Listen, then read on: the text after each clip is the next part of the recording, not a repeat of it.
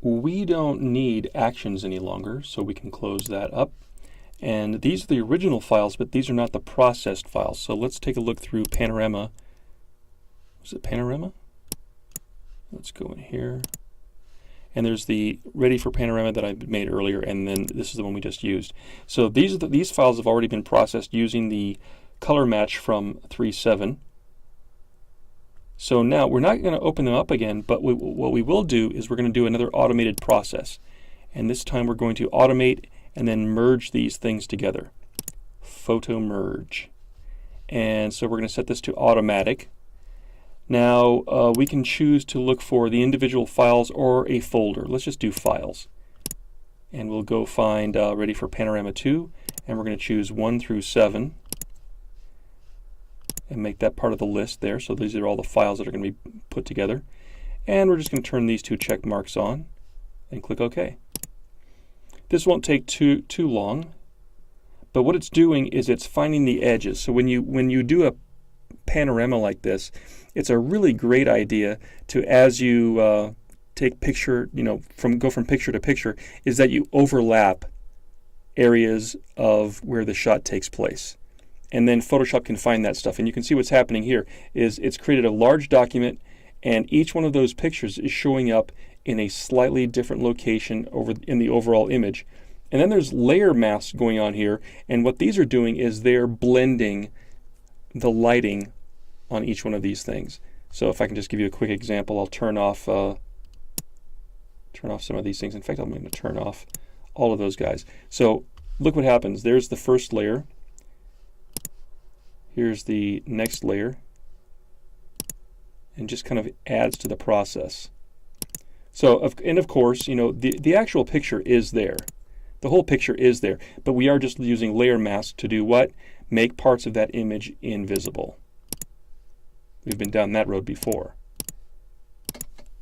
Next, we need to crop. So let's go to the crop tool, and we're just going to, let's see, do I have my snap on? Good, I don't have snap on, great.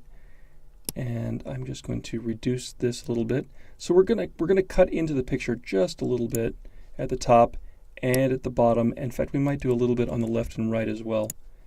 It looks like we could come in just a couple of pixels. Not a lot. Maybe come in here just a taste. Okay, and let's crop that. And it looks nice. There's no extraneous empty spaces there. But it's still not quite right yet, because I need to turn this one back on. If you see little lines like this, that's actually kind of a screen redraw error. By the way, if you see any straight lines like this, if you can see that, what that is, it's actually a screen redraw error with your video card. And it happens, but what happens if you zoom into that space, you don't see that line. So don't sweat that too heavily. I mean, it's a good idea to check and zoom in and go, gee, is that real? It's just a screen redraw error. Okay. So our next thing here is we're going to flatten this image. So we will merge visible. And we're going to do another trick where we do this thing with filters and do an adaptive wide angle. And what this does is that when these pictures were shot, there's a bit of distortion in the camera lens. I mean, a camera lens is circular, and there's a bit of distortion as you move from picture to picture. So to get around a bit of that, we're going to use this adaptive wide angle and straighten a few things out. So let's zoom out just a little bit. And what's happening here is that we need to pick a line. Now there's a few ways of doing this, and I'm going to show you the way the book tells you. Now you can see over in my window over here, you can see where I'm actually starting. And I'm going to draw a line from this edge. I'm looking at the right window there. I'm going to draw a line from this edge here and draw over to the tree, and right about there. It sets up this angle situation, which we're not going to change dramatically, but we are going to change a bit. Okay, and that was, we're going to move this up just a little bit,